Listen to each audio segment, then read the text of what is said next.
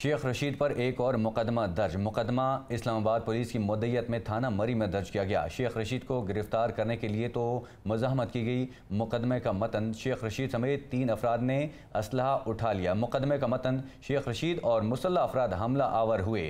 शेख रशीद और मुसल्लह अफराद के पास 3 अदद गन्स थी और आपको बताएं कि शेख रशीद ने जान से मारने की धमकियां दी हैं, नाज़िबा अल्फाज इस्तेमाल किए हैं। ये मुकदमे का मतन था। आपको बताएं कि शेख रशीद और मुसल्लह अफराद की मज़ाहमत से पुलिस एहलकार की शर्ट फट गई है।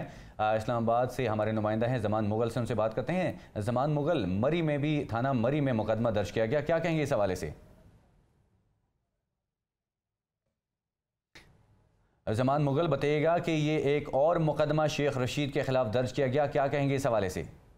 जी बिल्कुल, शेख रशीद साहब के खिलाफ परेड चौकी में एक मुकदमा दर्ज किया गया है, क्योंकि ये वो हदूद बनती है जहां पे शेख रशीद साहब को गिरफ्तार किया गया था।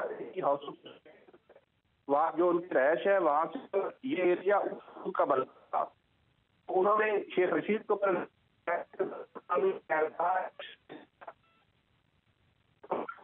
उस